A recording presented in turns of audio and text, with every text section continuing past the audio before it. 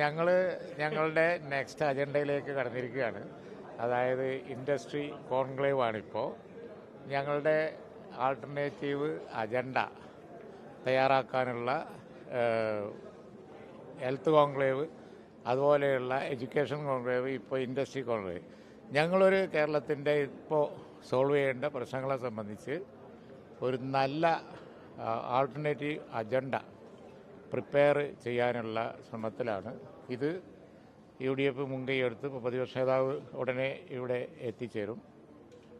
അദ്ദേഹം തന്നെ മുൻകൈയെടുത്ത് കൊച്ചിയിൽ ഇന്ന് നടക്കുന്ന ഇൻഡസ്ട്രി കോൺഫറൻസാണ്. ഞങ്ങൾ തികഞ്ഞ കോൺഫിഡൻസിലാണ്. ഞങ്ങളുടെ കോൺഫിഡൻസിൻ്റെ അർത്ഥം എന്ന് പറയുന്നത് തുടർച്ചയായ വിജയങ്ങളാണ്. ഉപതെരഞ്ഞെടുപ്പ്, പാർലമെൻറ്റ് തെരഞ്ഞെടുപ്പ്, അസംബ്ലി തെരഞ്ഞെടുപ്പ് ബാക്കിയിരിക്കെ നടന്ന ഞങ്ങൾക്ക് ഏറ്റവും പ്രതികൂലമാവേണ്ടിയിരുന്ന പഞ്ചായത്ത് തെരഞ്ഞെടുപ്പ്, അത്രയും കഴിഞ്ഞിട്ട് ഞങ്ങൾ ഇതൊക്കെ ചെയ്തുകൊണ്ടിരിക്കുമ്പോൾ നിങ്ങൾ കേരള കോൺഗ്രസിൻ്റെ കാര്യം ചോദിക്കുന്നു. അല്ല, എനിക്ക് ഞാൻ പറയട്ടെ, നിങ്ങൾക്കൊരു തുടക്കമുണ്ടെങ്കിൽ എനിക്കൊരു തുടക്കമുണ്ട്. കേരള കോൺഗ്രസിൻ്റെ കാര്യം ചോദിക്കുന്നു. ശരിയാണ്, ചോദ്യം പ്രസക്തമാണ്. ഇന്നലെ സംഭവിച്ചതല്ലേ? എന്താ സംഭവിച്ചത്? കേരള കോൺഗ്രസിനെ സംബന്ധിച്ചിടത്തോളം ഞങ്ങളൊരു പൊതുനിലപാടെടുത്തിരുന്നു. ആശയപരമായി യോജിക്കുന്ന കക്ഷികൾക്കും വ്യക്തികൾക്കും അതുപോലെ തന്നെ പൊതുരംഗത്തുള്ള സോഷ്യൽ ഗ്രൂപ്പുകൾക്കൊക്കെ UDF ആയിട്ട് സഹകരിക്കാം എന്നുള്ളത്. ചിലരൊക്കെ ഇതിനിടക്ക് സഹകരിക്കുകയും ചെയ്തു. ഇപ്പോഴും ആ സഹകരണം തുടരുന്നുണ്ട്. ആ കൂട്ടത്തിൽ കേരള കോൺഗ്രസിൻ്റെ കാര്യം ചർച്ചയായി. സ്വാഭാവികം, മീഡിയ ചർച്ചയാക്കി എന്ന് ഞാൻ പറയുന്നില്ല, ചർച്ചയായി. ഞങ്ങൾ പറഞ്ഞിട്ടൊന്നുമില്ല. ഞങ്ങൾ കേരള കോൺഗ്രസിൻ്റെ കാര്യം ഞങ്ങൾ ചോദിച്ചപ്പോഴൊക്കെ അത് വേറെ മുന്നണിയിലിരിക്കുന്ന കക്ഷിയല്ലേ, അതുകൊണ്ട് അവർ തീരുമാനിക്കുമ്പോഴല്ലാതെ അതുണ്ടാവോ എന്നല്ലാതെ ഒരു പദം ഞാനും പറഞ്ഞിട്ടില്ല. മീഡിയ തന്നെ ചോദിക്കും, നിങ്ങളോട് സ്വയം ചോദിക്കേണ്ട ചോദ്യമാണത്. നിങ്ങൾ UDF അല്ല, കേരളത്തിൽ ചർച്ചയായി. ചർച്ചയായി. കാരണം വെച്ചാൽ കേരള കോൺഗ്രസ് അവരുടെ മേഖലയിലൊക്കെ ഈ പഞ്ചായത്ത് തെരഞ്ഞെടുപ്പിൽ തോറ്റു. പറയട്ടെ, പഞ്ചായത്ത് തെരഞ്ഞെടുപ്പിൽ തോറ്റു. അപ്പോൾ ഇനി അവരിടത് മുന്നണിയിൽ നിൽക്കുമോ എന്നുള്ള ചർച്ച ആയി. ആരാ ഉണ്ടാക്കിയെന്ന് വെച്ചാൽ ഞങ്ങളല്ല. ഞങ്ങൾക്ക് അതിൻ്റെ ആവശ്യമില്ലല്ലോ. ഞങ്ങൾ അല്ലെങ്കിൽ തന്നെ ജയിച്ചിരിക്കുന്നവർ പിന്നെ ചർച്ച ഉണ്ടാക്കേണ്ട കാര്യമുണ്ടോ?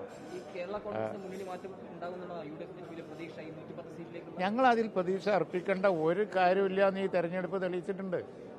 അപ്പോൾ അതുകൊണ്ട് എന്ത് നിലപാട് അവരെടുത്താലും ഞങ്ങളെ ബാധിക്കൂല.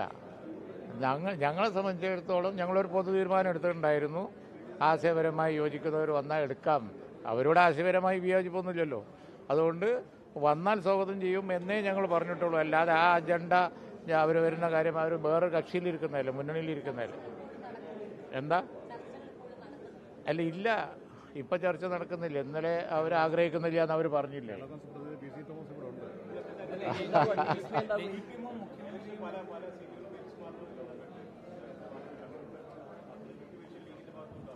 അല്ല, അത് പിന്നെ വേറൊരു അജണ്ടയാണ്. അത് ഞങ്ങളിപ്പോൾ അതിലേക്ക് കടന്നിട്ടില്ല. 20-ാം തീയതി അസംബ്ലിക്ക് എല്ലാവരും കൂടി തിരുവനന്തപുരത്ത് ഒത്തുകൂടുന്നുണ്ട്. ആ സമയത്തൊക്കെ അതിനുള്ള സമയം കണ്ടെത്താൻ ആവശ്യം ഇല്ല. ഞങ്ങൾ അങ്ങനെയല്ല. അതിപ്പോൾ എന്താണെന്ന് വെച്ച് കഴിഞ്ഞിട്ടുണ്ടെങ്കിൽ ലീഗിനെ അറിയിക്കുന്ന സീറ്റുകൾ എന്ത് എന്നുള്ളതൊക്കെ പിന്നെ ഞങ്ങൾക്കും അറിയാം, അവർക്കും അറിയാം. അപ്പോൾ അതുകൊണ്ട് നിങ്ങൾ പറയുന്ന അർത്ഥത്തിൽ, നിങ്ങൾ ആക്കി തീർക്കാൻ ഉദ്ദേശിക്കുന്ന അർത്ഥത്തിൽ അല്ല അത് നടക്കുക. മനസ്സിലായില്ലേ? ഞങ്ങൾ വളരെ സൗഹൃദ അന്തരീക്ഷത്തിൽ ചർച്ചകൾ നടക്കും.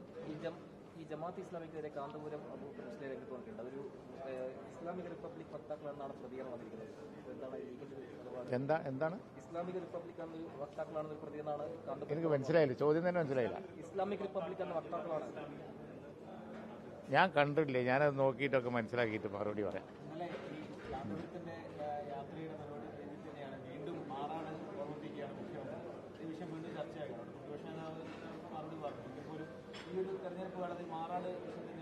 പ്രതിപക്ഷ നേതാവിൻ്റെ മറുപടി ഏതായാലും ഇന്ന് ചർച്ചയായിട്ടുണ്ട്, വൈറലായിട്ടുണ്ട്. ഞാൻ കണ്ടു, അത് ഞാൻ ശ്രദ്ധിച്ചു. അതേ ഇപ്പോൾ മീഡിയയിൽ കണ്ടുള്ളൂ. മറ്റൊന്നും ഇന്നലെ നടന്ന സംഭവമില്ല, ഞാൻ കണ്ടിട്ടില്ല ഇതുവരെ. അല്ല, അത് നിങ്ങൾക്ക് തന്നെ കൊടുക്കണ്ടെന്ന് തോന്നിയോണ്ടാവും. മീഡിയയിൽ ഞാൻ കണ്ടിട്ടില്ല. അത്ര അപ്രസക്തമാണ്.